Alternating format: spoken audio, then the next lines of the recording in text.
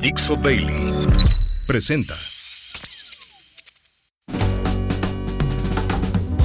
Bienvenidos. Esto es Fuera de la Caja. Yo soy Macario Schettino y le agradezco mucho que me escuche en esta nueva emisión de Coyuntura Semanal que corresponde a la semana que terminó el 16 de agosto. Esto es la segunda semana de ese mes, una semana que creo que está marcada por el exabrupto de Andy. Antes de eso, un breve comentario sobre lo que pasa a nivel internacional, porque me lo han preguntado algunos de ustedes, acerca de este acuerdo o acuerdos de la Meca entre Arabia Saudita, Turquía y Pakistán, que piensan podría ser una especie de eje sobre el cual se organizara eso que llamamos Medio Oriente. Creo que hay que tomarlo con calma, faltan muchos detalles y conforme los conozca yo se los platico, pero en principio los tres grandes núcleos de poder en esa región históricamente, y por históricamente me refiero a 5,000 años, han sido Egipto, Irán y Turquía. Es alrededor de esos tres elementos donde se ha definido lo que ocurre en esa región. En el momento que Alejandro Magno logra controlar Egipto y se mueve desde ahí hacia Irán, es decir, hacia Persia en aquel momento, la estructura de esa región cambia. Incluso Alejandro se sigue hasta Afganistán y uno podría decir la frontera o pedacito de Pakistán en aquella época, pero eso es un mundo muy aparte. Después de Persia era otra cosa. El centro eran estos tres puntos que le comento. Así fue después con el Imperio Romano, que logra controlar Egipto y Turquía, pero no logra moverse hacia Irán. El Imperio Parto se lo impide. Y después, cuando se instala el Imperio Otomano en reemplazo del romano, esa es la caída de Constantinopla, 1453. A partir de ahí, Turquía es el eje sobre el cual ocurren las cosas. Los turcos llegan a medio controlar Egipto con un reino súbdito, digámoslo así, de ellos. Entonces, esa es la estructura. Pakistán es una región no muy cercana. Recuerde usted, Pakistán se formó cuando la India se independiza del Imperio Británico. Ya para ese entonces Birmania se había separado, lo que hoy se llama Myanmar. Pero la India, el Raj, incluía Pakistán, Bangladesh y lo que llamamos hoy la India. Se separa Pakistán de la India porque hay dos grandes religiones en esa zona. Los musulmanes quieren un país y los hindús quieren otro. Y esta disputa se resuelve creando Pakistán, que tiene dos partes, el Pakistán occidental y el oriental. En 1971 hay una guerra civil en Pakistán que separa estas dos partes y el Pakistán oriental desde entonces se llama Bangladesh. Bueno, Pakistán es prácticamente hablando una especie de estado fallido. No tiene al interior una solidez que le pudiera permitir convertirse en una especie de potencia regional. Ahí hay una gran diferencia con la India. A lo mejor, si nos regresamos 30 años, usted diría Pakistán tenía muchas posibilidades y a la India no se le veía por dónde.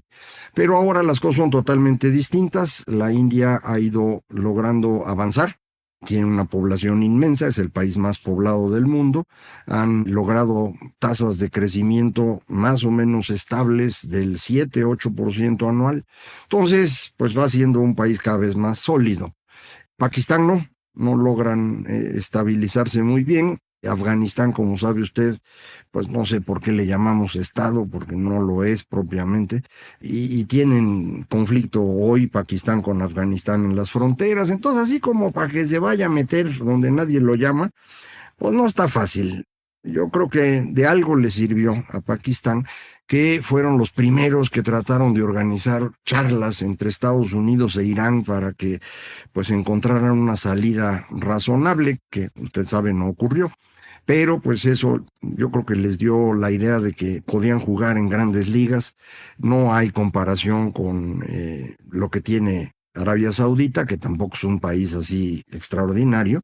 Tienen mucha lana, eso sí, pero nada más. Y es un dinero que están obteniendo, como sabe usted, del petróleo.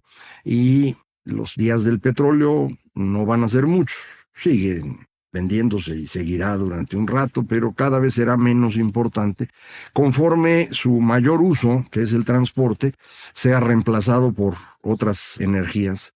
Entonces, Arabia Saudita, pues, había estado ya moviéndose a un mundo nuevo. Para eso eran los acuerdos de Abraham entre Israel, Arabia Saudita, Emiratos, para encontrar un equilibrio en la región entre árabes e israelíes. Estos son los que se vinieron abajo con el ataque de Hamás del 7 de octubre de 2023 y no se ha podido recuperar esto.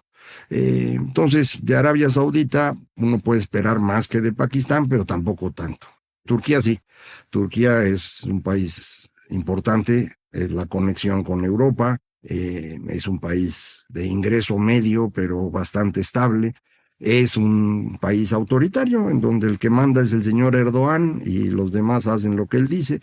El mejor opositor que tenía, Imamoglu, lo metieron al bote, acusado de no sé cuántos cargos, pero más de 100, para que no pudiera competir contra Erdogan. Entonces no sé cuánto le quede al señor Erdogan en el poder, a lo mejor 10 años más, pero vamos a ver. En cualquier caso, no creo que se pueda obtener mucho, me lo habían pedido y por eso se los platico.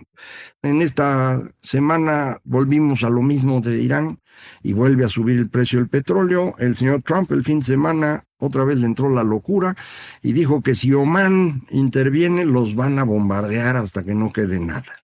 Omán era un aliado. Pero más interesante todavía, el lunes por la mañana, el señor Trump dice que él realmente tiene una gran relación con Corea del Norte y en cambio Corea del Sur pues no ha respondido. Entonces van a bajar la relación con Corea del Sur y va a profundizar la relación con Corea del Norte. De veras es difícil defender a Trump, Es decir, su devoción por Putin, su gran simpatía por Xi Jinping, ahora el que prefiera al gordito de Corea del Norte, pues van en contra de cualquier lógica, de cualquier interés estadounidense. Yo creo que sí se le está complicando ya el coco al señor Trump. Estamos ya muy cerquita de las elecciones intermedias, 2 meses y medio. A ver qué pasa.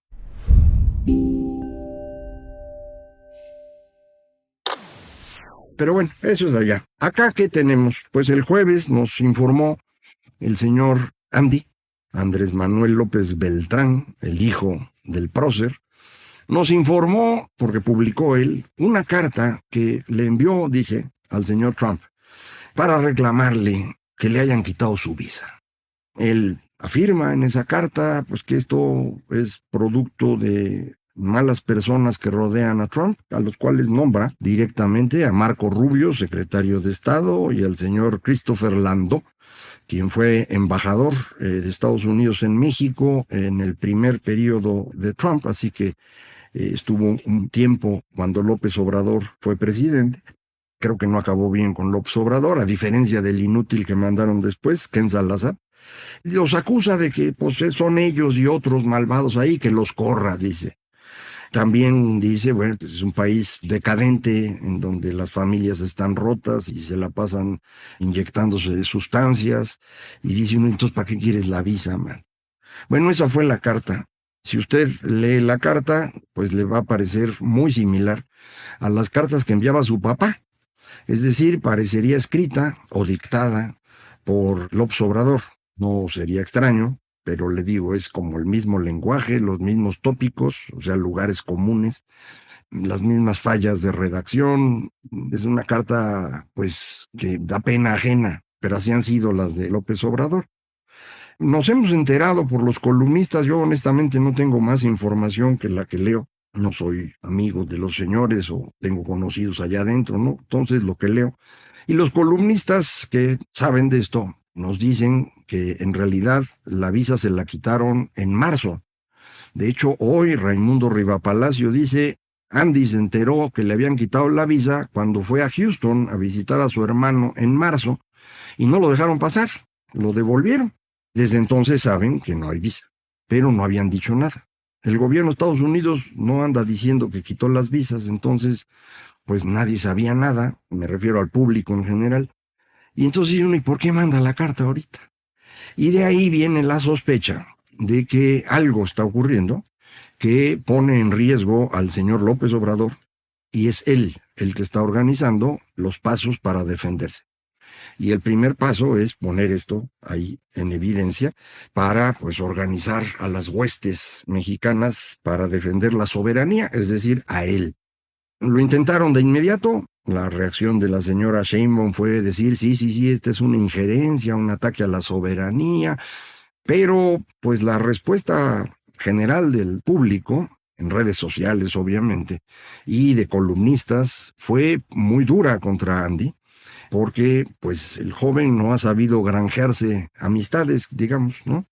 Salvo las que hacen negocios, pero así como que sea un personaje muy agradable, muy simpático, no lo es.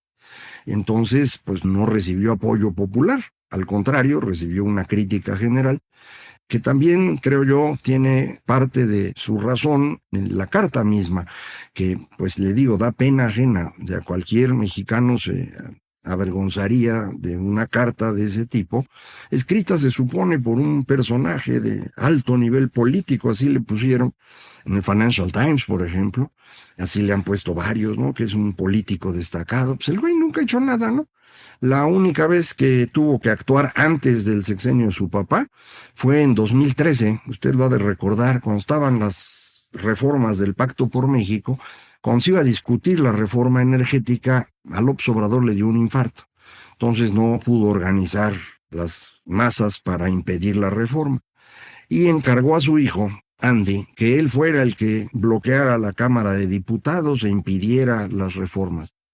Fue un fracaso el pobre joven. Uno decía, bueno, estaba muy chavo, ¿no? Pues sí, pero no pudo. Cuando ya es presidente López Obrador, Andy se hizo famoso por empezar a tener negocios por todos lados, restaurantes en la Condesa, amigos que de pronto vendían cosas para el Tren Maya, para Dos Bocas, para lo que fuera, y nos enteramos después que también tiene algo que ver con el contrabando de combustible. Eso nos enteramos desde Estados Unidos en parte desde México, porque pues quienes empezaron a ser investigados y detenidos por este delito lo mencionaron. Entonces, bueno, pues empezó esta duda. Esta es tal vez la razón, sobre todo esta última, la que llevaría a que le cancelaran la visa, porque el contrabando de combustible es algo que Estados Unidos está investigando y ya ha detenido a varios de los que intervinieron en eso desde Estados Unidos, ciudadanos norteamericanos, acusados de delitos que tienen que ver con comercio exterior y lavado de dinero, que es algo que a ellos les importa mucho, y esa es posiblemente la razón por la que le quitaron la visa. Pero le digo, nadie sabía nada, sale esto, y muy curiosamente el fin de semana el hermano mayor, José Ramón, pone fotos de él allá, ¿no? Diciendo, mira, yo así estoy aquí, yo no tengo problema. Yo he oído también, le digo, no tengo gente ahí, ni tengo fuentes secretas, pero alguien me dijo que hay una tensión muy fuerte al interior de la familia con José Ramón, porque pues no es muy brillante, ha cometido errores, se expuso mucho al inicio. Recuerda usted que fue el primero al que empezaron a criticar porque estaba viviendo en Houston, en una casa que les prestaba un contratista de Pemex, en donde trabajaba su esposa, y de ahí lo agarraron, ¿no? Luego lo soltaron porque Andy resultó más atractivo para los medios, porque andaba tirando dinero por todos lados, en Japón, vuelos, etcétera. Y entonces ahora, curiosamente, el señor José Ramón saca sus fotos diciendo, yo sí estoy aquí. A lo mejor de veras hay un conflicto allá adentro, no encuentro otra explicación yo. En cualquier caso, esto que estamos viendo parecería que confirma que el señor López Obrador sí tiene problemas asociados a la forma como estuvieron juntando dinerito durante su gobierno de manera, pues, francamente corrupta. Él que sacaba el pañuelito blanco diciendo esto ya se limpió, pues se limpió porque ahora era él y su gente la que estaba robando. La evidencia es abundante, ¿no? Pero en este proceso y su cercanía o lo que haya sido con los grupos criminales, empezó a levantar alarmas allá en Estados Unidos, especialmente después de la elección de 2021, en donde, recuerda usted, las elecciones locales fueron ganadas con apoyo del crimen organizado y allá se empezaron a preocupar y empezaron a tomar decisiones, presionar para que les mandaran a Ovidio, luego venir a pepenar al Mayo, después nombrar a los cárteles como organizaciones terroristas extranjeras, lo que les permite un montón de herramientas legales a los estadounidenses, y finalmente en este año, lo comentamos aquí, la creación de esta fuerza de trabajo conjunta interagencias del Comando Norte, que aparentemente ha estado coordinando buena parte de las acciones que ocurren en este país.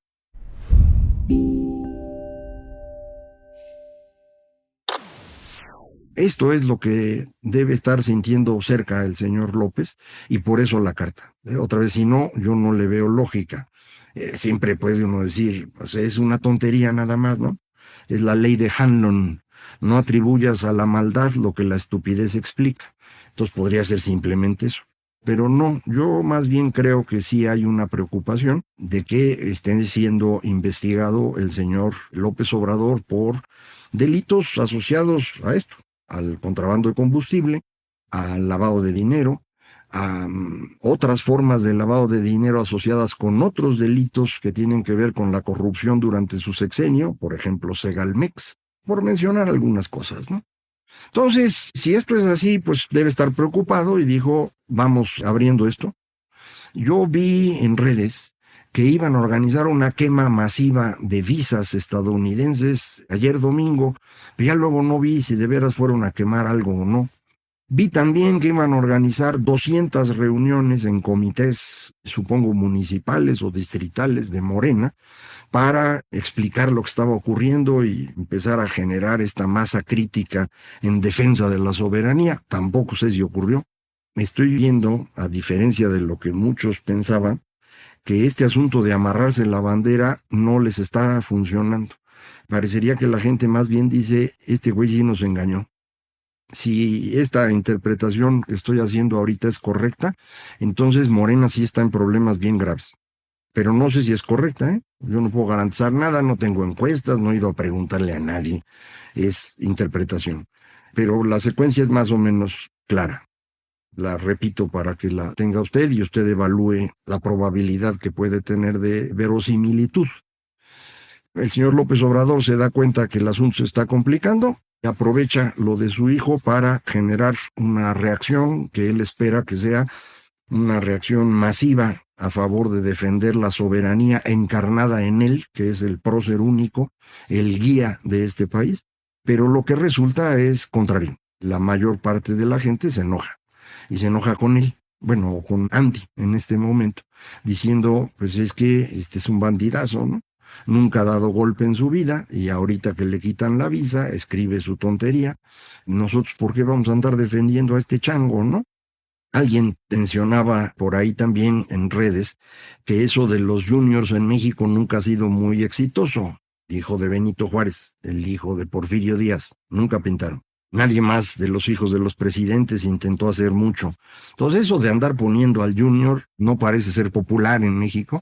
Este junior específicamente no es nada popular. Otra vez le digo, no es simpático. Entonces pues está generando una reacción en su contra y no a su favor. Y esto le podría complicar las cosas no solo al señor López, sino a Morena mismo. En cualquier caso, combinando lo que ya traíamos, el problema del estancamiento económico, la dificultad en las finanzas públicas que le impiden a Morena activar lo que en 2024 les ayudó a ganar, es decir, tirar dinero para que la gente se emocione. Ahora no hay dinero, entonces no pueden hacer eso. No pueden tampoco apoyarse mucho en los grupos criminales porque ahorita la presión estadounidense es fuerte y además esos grupos están ahorita tratando de acomodarse de nuevo. No queda claro quién controla qué zonas y por eso de pronto tenemos estallidos de violencia en distintos lugares. Entonces esa herramienta tampoco la tienen. Les quedaba esto de que pues Morena ha sido una maravilla para todos, pero si la gente está interpretando que lo que significa el retiro de la visa y la carta del señor Andy son más bien una muestra fehaciente de que esta familia se sirvió con cuchara grande, entonces la gente se va a enojar y va a buscar alternativas. Desafortunadamente, así como muchas alternativas, no hay, eso ya lo sabíamos, ¿no? el PRI pues es una tragedia, el PAN no levanta, Movimiento Ciudadano es más cercano a Morena que a la oposición, Somos apenas está arrancando, entonces pues no hay opciones, pero recordaba yo, en los otros dos intentos de instaurar un régimen autoritario, corporativo, paternalista, de izquierda, que fueron el cardenismo y el echeverrismo, tampoco hubo oposición. Y lo que los derrotó fue la realidad. Esperar que la oposición sea la que resuelve, pues es esperar un milagro, eso no va a pasar. Pero la realidad sí pega. Le pegó lo suficiente al cardenismo como para que México se moviera en una dirección distinta. Entonces, con suavidad, no hubo necesidad de conflicto. Miguel Alemán empezó a mover a México en otra dirección y ya se siguieron todos para allá. Regresa el cardenismo con Echeverría. El golpe de realidad al final de López Portillo fue una década perdida para México, pero nos movimos en otra dirección, sin oposición. Ahora, pues a lo mejor no alcanzan a cumplir los 2 sexenios y se nos acaban ahorita en 2027. Yo, la verdad, preferiría que nos dieran un poco más de tiempo para organizar algo y con eso resolver, pero todo indica que se nos viene encima esto. Bueno, frente a esto, 2 cosas. Una primera es, acabo de escribir un libro, se publicará en un mes, se llama El momento más oscuro, que es algo que ya habíamos comentado aquí. Este, para mí, es el momento más oscuro que ha vivido México, y ahí explico por qué, con cierto énfasis en el tema del crimen organizado, porque es importante hoy, pero sobre todo esta gran dificultad que tiene México de construir un país moderno. Ya lo leerá usted si le parece atractivo, en un mes lo encuentra en librerías. Esa es una cosa. Segunda cosa, puesto que se nos está viniendo encima el derrumbe, hay que empezar a pensar en la salida. Entonces ya empecé a pensar. No le quiero decir que ya sé qué hacer, pero creo que ya encontré un camino para empezar a pensar bien. Lo inicié ayer domingo en mi servicio que tengo en Substack y Patreon, que es por costo, lo lamento, es bajo suscripción, pero lo he continuado en los artículos en El Financiero, empezando hoy, y espero seguirlo haciendo en no sé cuántos días, no sé a dónde voy a llegar, para ir pensando qué hacemos. Otra vez, yo no tengo soluciones mágicas, estoy empezando a pensar, y eso que pienso lo escribo. Ya sabe usted que yo cuando no sé qué hacer, escribo. Y así empiezo a entender. Si usted me hace favor de leer algo de esto y tiene comentarios, serán muy bienvenidos. Ya un par de amigos me hicieron favor de indicarme cosas en las que muy probablemente estoy equivocado para que vaya yo corrigiendo. Entonces, vámonos preparando. Estas próximas semanas van a estar muy interesantes y seguiremos como siempre platicando aquí. Muchísimas gracias. Esto fue Fuera de la Caja.